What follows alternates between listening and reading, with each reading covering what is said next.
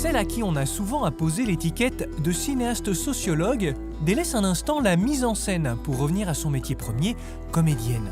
D'ailleurs, Agnès Jaoui aime dire qu'être actrice, c'est être une enfant, là où réaliser, c'est être parent. La voilà donc sous le regard bienveillant de Gilles Legrand dans Les Bonnes Intentions. Bonjour madame, je donne des cours de français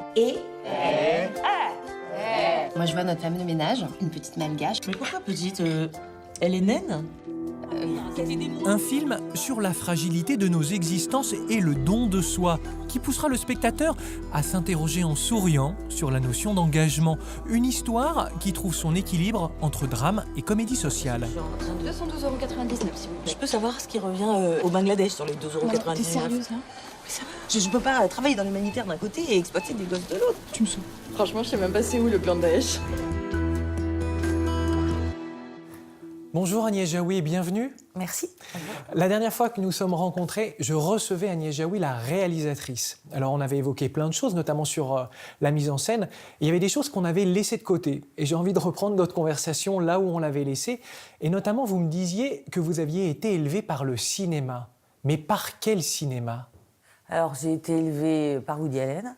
Je me souviens d'avoir vu notamment La Rose pourpre du Caire. Et après, j'ai été inconsolable.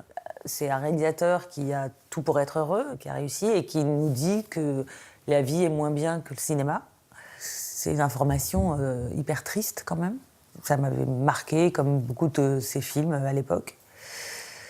Et puis aussi par le cinéma russe, j'allais au Cosmos avec mon frère.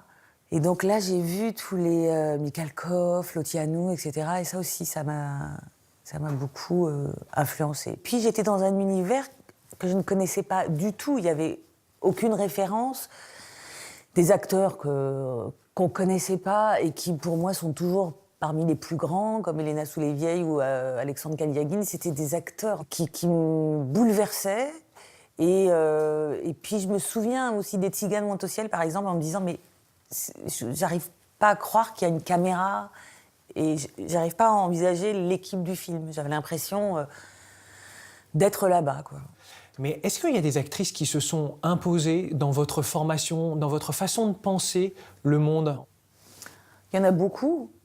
Et il y en a qui ont changé. C'est-à-dire qu'adolescente, j'avais un poster de Marilyn Monroe. For you're the lover I have waited for. Et après, j'ai revu les films plus grandes et je me suis dit, putain, c'est quand même un modèle de femme auquel je n'ai absolument pas envie de ressembler. Elle joue toujours des idiotes et c'est comme ça qu'elle excite les hommes. Et il y a quelque chose qui me déplaît fondamentalement, donc voilà. Et puis il y a d'autres actrices, au contraire, comme Anya Magnani ou Katherine Hepburn.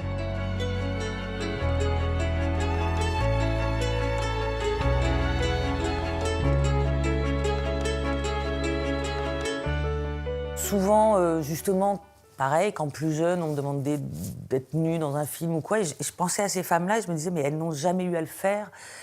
Et elles sont de grandes actrices. Donc, oui, ces femmes, elles m'ont beaucoup inspirée.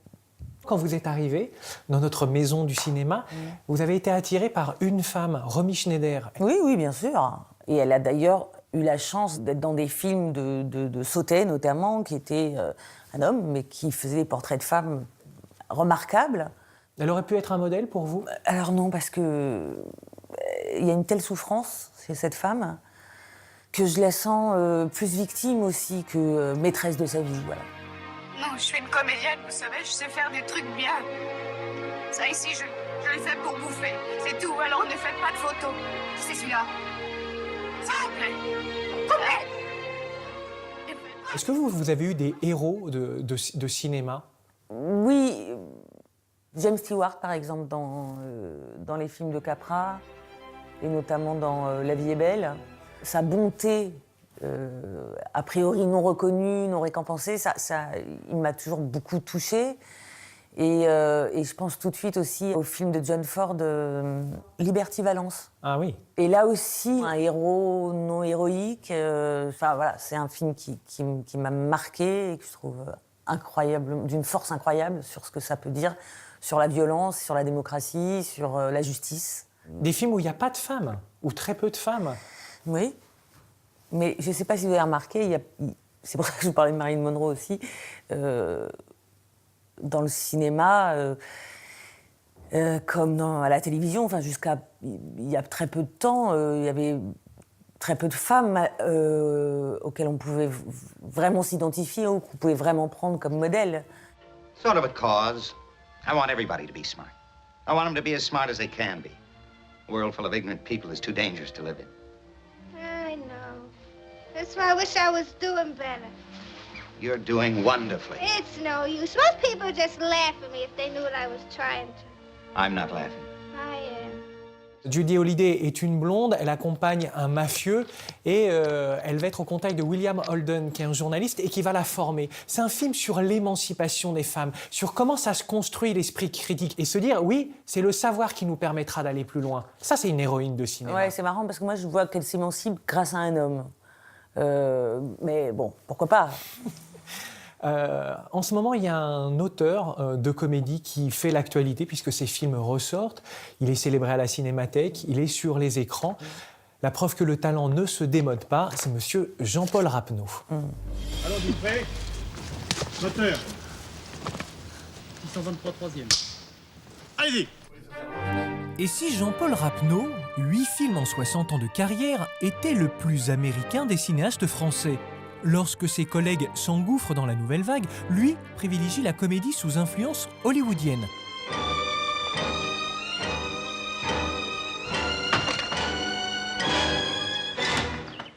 La vie de château, avec Philippe Noiret et Catherine Deneuve, est un drôle de croisement entre le cinéma de Frank Capra et la chronique réaliste au cœur de la Seconde Guerre mondiale.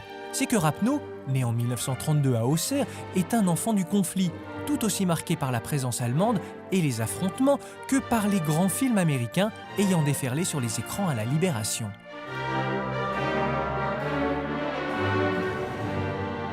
J'ai découvert le cinéma avec le cinéma américain quand il est revenu en France, en Europe, après la guerre, dans la foulée des GI.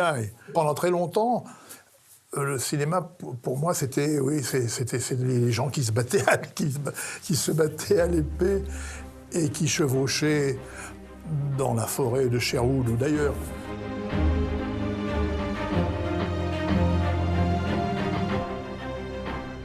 La passion du cinéma est venue peu à peu dans ces années-là, de 46, 47, 48, et peu à travers le cinéma français ancien, que je ne connaissais pas. Je découvre un jour au ciné-club de ma petite ville, Citizen Kane. Voilà. Alors là, ça me paraît vraiment l'art suprême.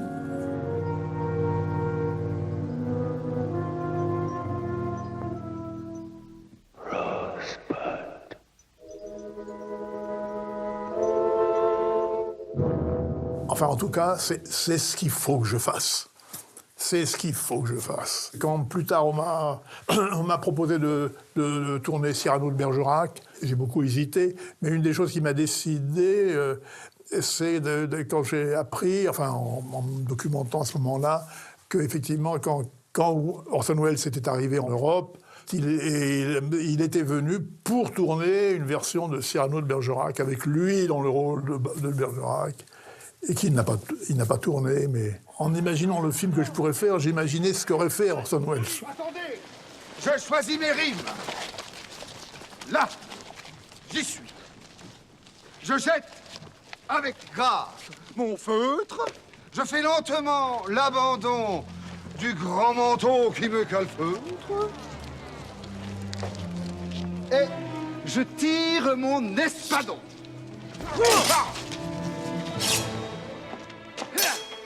Élégant comme Céladon, agile comme Scaramouche, je vous préviens, cher Myrmidon, qu'à la fin de l'envoi, je touche. Après, il y a la découverte de la comédie américaine. Alors, il y a la pierre dans l'eau jetée par Orson Welles, mais il y a aussi la pierre dans l'eau jetée par Lou Beach, le jour où j'ai vu To Be or Not To Be.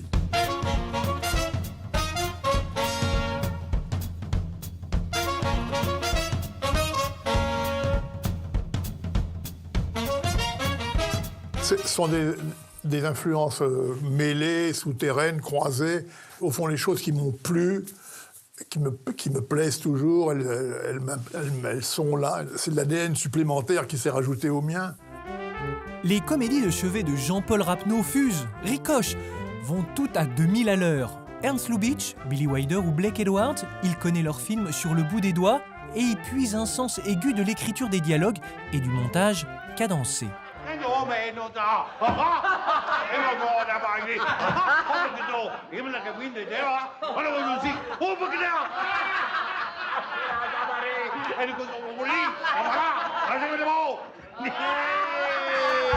Autre influence venue d'outre-Atlantique, en musique cette fois, le jazz. Rapneau en est fou et s'en inspire. Ses comédies sont toutes rythmées en diable, sur le modèle des morceaux de Miles Davis et John Coltrane. Et la découverte du jazz, j'ai toujours cet amour-là. C'est-à-dire, il y a le pied qui bat. Il y a le pied qui bat. Et alors, est-ce que ça vient de là? Mais en tout cas, il y a pour moi dans un film quelque chose qui doit battre. Qui doit battre. C'est vrai que quand j'assiste au tournage, alors ça a souvent été dit, mais je ne peux pas m'empêcher de le faire, c'est que je me balance dans le rythme de la scène. Et qu'il y a quelque chose qui roule, qui ronfle, qui tourne. Ça tombe bien, la caméra tourne. Et alors les acteurs, il y en a certains qui sont déconcertés de me voir toujours bouger. Je me souviens de Philippe Noiret qui s'arrêtait de jouer en disant « Mais qu'est-ce qu'il y a, Philippe? Qu'est-ce qui se passe ?»« Ben non, mais arrête de bouger, là. Tu t'arrêtes pas, qu'est-ce qui se passe ?»« Ah ben pardon, oui, alors je me réfrénais. » Et c'est un ivrogne! Er ist betrunken! Il a encore trop bu! Oh, voilà, vous n'avez pas honte à votre âge, hein? 5 à 20, hein? Alcoolique! J'ai du mal quand la caméra est fixe, quelqu'un qui est remué profondément, il faut que quelque chose se passe entre lui et la caméra. Alors bien qu'il y ait des exemples extraordinaires d'actrices qui, en gros plan, arrivent à tout exprimer, mais la caméra aussi a des sentiments. Oui, on peut dire ça, oui, c'est ça. Athéus, je pourrais acheter un cheval. On vous en donnera un. Vous partirez dès ce soir? Oui. Pourquoi? Si vous voulez rester un jour ou deux. Le cadre du film est là, et les acteurs vont y apporter la vie, la vraie vie, les vrais sentiments. Ouais, je pense à Juliette Binoche dans Le Hussard sur le toit, et donc ils fuient sous la pluie, ils ont fui l'épidémie de choléra, ils entrent dans une maison abandonnée, et elle, comme elle est trempée de pluie, elle prend un linge qui recouvre des meubles, elle s'essuie avec ce linge. Et puis, une fois qu'elle s'est essuyée, eh ben, elle le regarde, et la manière dont elle le regarde, et elle raconte tout le film. Pendant cette longue marche qu'ils font à travers la Provence, on ne sait pas très bien les sentiments du garçon. Elle continue d'ailleurs à se poser la question.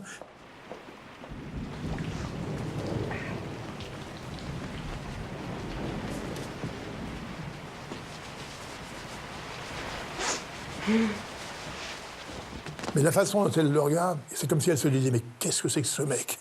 Qu'est-ce que c'est que ce mec? Il n'a pas encore compris que je l'aime comme une folle. » Mais le plan est sensationnel. C'est ça, Jean-Paul Rapneau. La science de l'immobilisme et du plan fixe lorsque c'est nécessaire, mais aussi de la vitesse et du mouvement. Un pied en France et l'autre en Amérique, entre Louis Malle et Howard Hawks, entre sa Bourgogne natale et l'imaginaire du Grand Ouest, avec une seule obsession, qu'il s'agisse de comédie ou de film de KPDP, que la mise en scène soit toujours guidée par les sentiments, les émois et les passions. Pardon, je deviens sourd. Et cela me déplaît. Comme il me déplairait que vous devinssiez l'être. Mais... Allez rassembler votre éloquence en fait. Écoutez... Vous m'aimez, je sais, adieu. Pas tout de suite, je vous dirai... Que vous m'adorez, oui, je sais. Non, allez-vous-en. Mais je... Alors Agnès Jaoui, à la fin de l'envoi, il vous touche, Rapneau? Ah, beaucoup. De toute façon, c'est un cinéaste que j'aime beaucoup, et puis il est super documentaire, et ça donne envie de revoir tous ses films, donc... Il est à la Cinémathèque. La Cinémathèque, c'est un lieu que vous avez pratiqué ou pas? Ah oui. Non, je dis ça comme ça parce que... Oui, c'est ça. Vous me dites ça avec un manque d'entrain. Ah oui, j'y suis allé. Que... Mon frère m'a tiré. Non. Nos samedis soirs étaient foutus. Nous allions à la Cinémathèque. C'est pas mon frère, c'est mes parents, c'est mon père. C'est vrai? Et j'allais à la Cinémathèque, donc à l'époque où elle était vers le Trocadéro. Oui. On allait beaucoup voir les Buster Keaton notamment, et tout le monde riait, et moi j'étais triste. Pourquoi? Ben parce que, d'abord parce que je savais pas ce que c'était que l'humour, j'étais trop petite, et je ne voyais que la tristesse de cet homme. Et j'avais, pareil avec Charlie Chaplin, j'étais en empathie avec ce vagabond, j'étais en empathie avec ce... Et j'ai un souvenir de solitude, en fait, dans ces salles, avec tout le monde qui rit, et moi qui est que de la peine. Le festival Lumière, qui vient de se terminer, a mis à l'honneur une femme, Jane Fonda. Est-ce que c'est une femme qui représente quelque chose, Jane Fonda, pour vous? Jane Fonda, je la connaissais pas tant que ça. Et c'est à travers un documentaire que je conseille à tout le monde, qui s'appelle « Sois belle et tais-toi » de Delphine Seyrig. Et elle explique justement qu'elle tournait le Julia avec Vanessa Redgrave, et qu'elle se disait, mais c'est marrant, il y a un film, je sais pas, il se passe quelque chose de différent, je comprends pas pourquoi. Et en fait, elle avait des scènes où elle parlait littérature avec Vanessa Redgrave, et elle se dit, mais en fait, c'est la première fois que je joue une scène où je suis pas dans la séduction, où je suis pas en train d'essayer, enfin, où j'ai une pensée, en fait. Et elle a mis du temps à se rendre compte que c'était ce qu'il y avait d'étonnant dans ce film. Et c'est là où je me suis dit, mais nom de Dieu, quelle est intelligente cette femme. Mais je la connaissais très peu, en fait. Et merci beaucoup d'être venu faire un petit tour chez nous. Merci à vous. Merci infiniment. Merci à vous.